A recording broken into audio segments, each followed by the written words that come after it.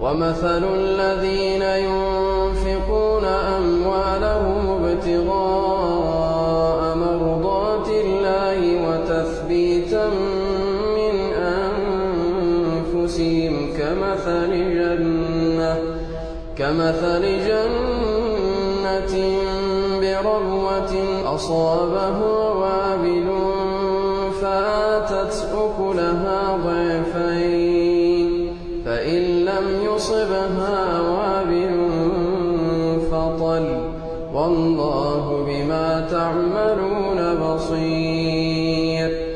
أيود أحدكم أن تكون له جنة من نخيل وأعناب تجري من تحتها الأنهار له فيها من كل الثمرات وأصابه الكبر وله ذرية ضعفاء فأصابها إعصار فيه نار فاحترقت كذلك يبين الله لكم الآيات لعلكم تتفكرون.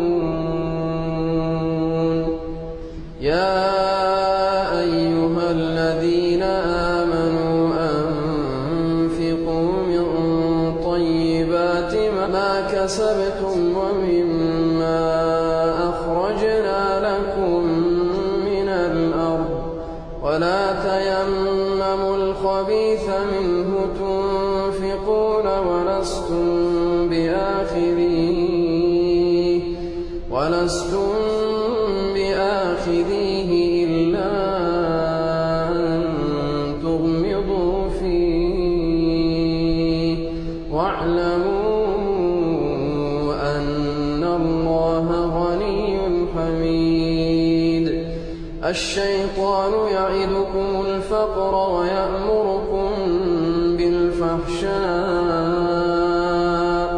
والله يعدكم مغفرة منه وفضلا والله واسع عليم. يؤتي الحكمة من يشاء ومن يؤت الحكمة فقد أوتي خيرا كثيرا وما يذكر إلا أولو الألباب. وما أنفقتم من نفقة أو نذرتم من نذر فإن الله يعلمه وما للظالمين من أنصار. إن تبدوا الصدقات فنعما هي وإن تخفوها وتؤتوها الفقراء فهو خير لكم ويكفر عنكم من سيئاتكم والله بما تعملون خبير. ليس عليك هداهم ولكن الله يهدي من يشاء وما تنفقوا من خير فلأنفسكم وما تنفقون إلا ابتغاء وجه الله وما تنفقوا من خير يوفى إليكم وأنتم لا تظلمون.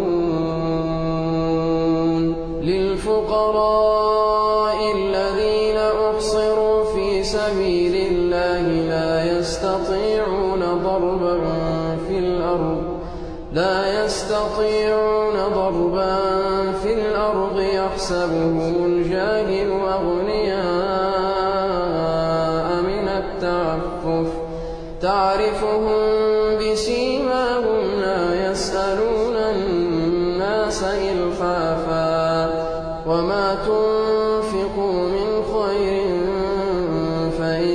الله به عليم الذين ينفقون أموالهم بالليل والنهار سرا